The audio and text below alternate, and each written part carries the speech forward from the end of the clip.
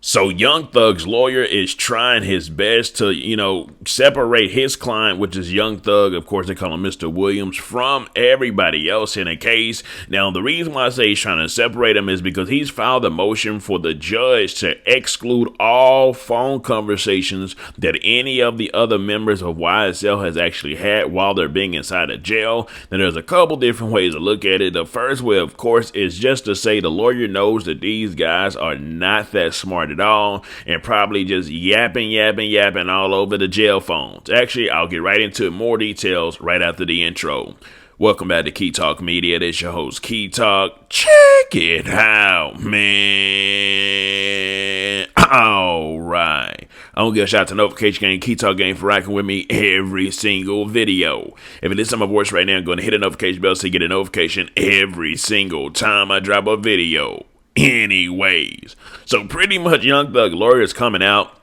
He obviously knows that these guys are pretty reckless in what they do and what they say. And when I say pretty reckless, meaning they probably on the jail phones discussing a business, probably trying to get it in some type of coded language that'll be decoded by the actual officers and stuff because every call is recorded. Now, Young Thug lawyer has made the move to pretty much say, hey, listen, man, judge, I need you to exclude any phone calls that may come about or that may be being made against, pretty much of YSL. If it ain't a call directly from Mr. Williams, of course, Young Thug himself, because pretty much he ain't got no faith in nobody else. He probably think that they're going to be making calls that could potentially get Young Thug into even more trouble or actually incriminate other people. So what he did, while he's doing this motion for them to exclude those calls, he's saying that that's just hearsay. That stuff is just hearsay. Actually, I'm going to read the report to y'all right now. Lawyer Brian Steele, it says, he made moves on Wednesday, July 5th to try to exclude any and all recorded calls, jail calls made by anyone other than Mr. Williams as evidence in a trial.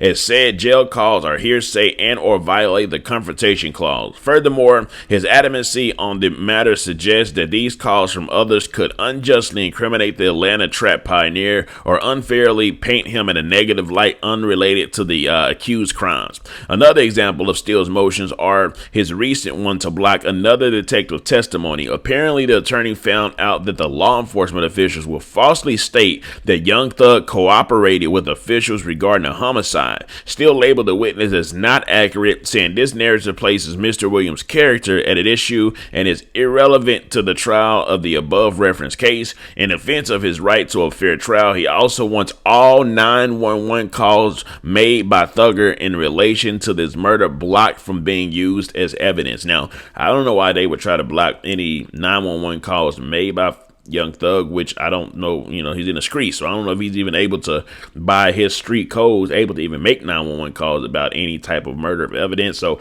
I don't know, that kind of threw me through a loop right there. We'll just have to see how it goes. Anyways, do y'all think it's smart that, Young Thug lawyer is trying to get all calls pretty much blocked from those that are not, pretty much from everybody that's not Young Thug? And then lastly, it does say any call that Young Thug made with 911, in relation to the murders.